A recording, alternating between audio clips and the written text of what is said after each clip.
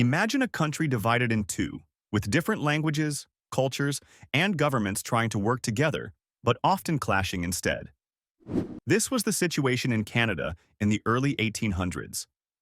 Leaders believed something needed to change to bring the people closer together, and that's where the Act of Union came in. But was it really about unity, or was it more complicated than that? In this video, we'll explore what the Act of Union was, why it happened, how it changed Canada, and what lessons it offers about cooperation and fairness.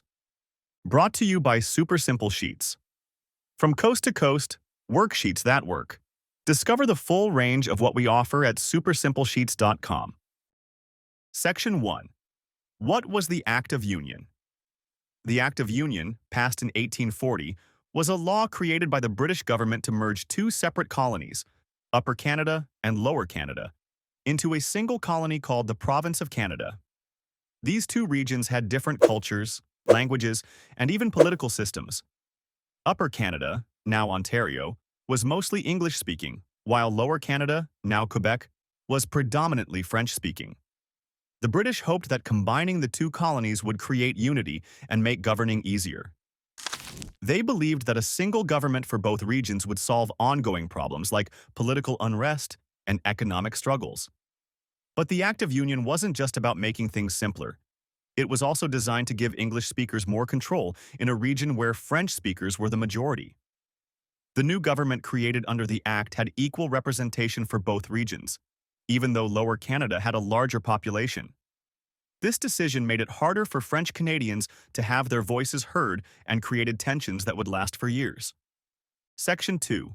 Why did it happen? The Act of Union didn't come out of nowhere.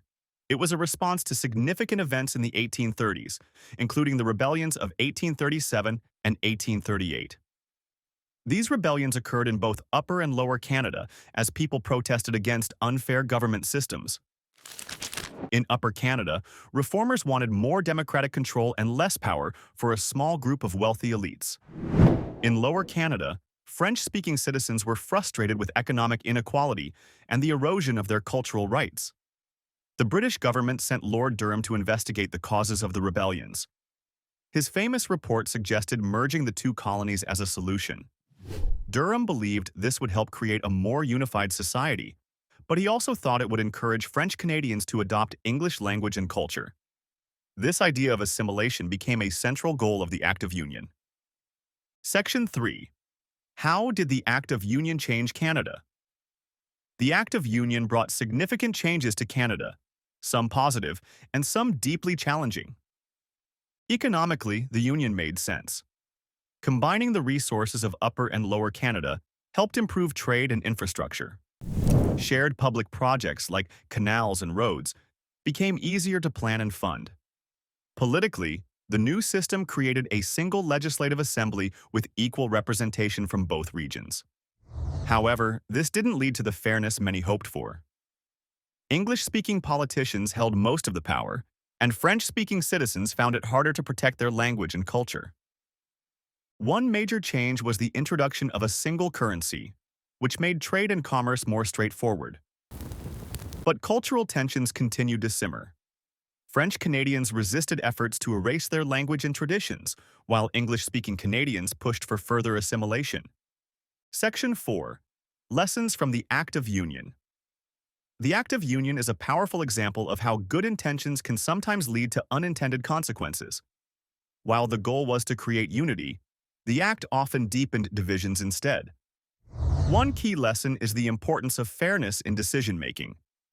Giving both regions equal representation might have seemed fair on the surface, but ignoring population size created frustration and inequality. Another lesson is about respecting diversity. Instead of forcing one culture to dominate, true unity comes from recognizing and celebrating differences. The Act of Union struggled with this, but its challenges helped pave the way for future changes, like Confederation in 1867, which created Canada as a nation. Conclusion. The Act of Union was a bold attempt to bring two very different regions together, but it also showed how complicated unity can be.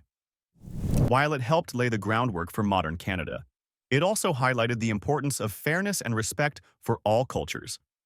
By looking back at this moment in history, we can see how cooperation and understanding are key to building a strong and inclusive society. The lessons from the Act of Union still resonate today, reminding us that true unity comes from working together while valuing our differences. Thanks for watching. Simplify your teaching journey with super simple sheets. Across Canada, we're known for our ready-to-use, curriculum-aligned worksheets. Dive into our educational solutions at supersimplesheets.com. Super Simple Sheets.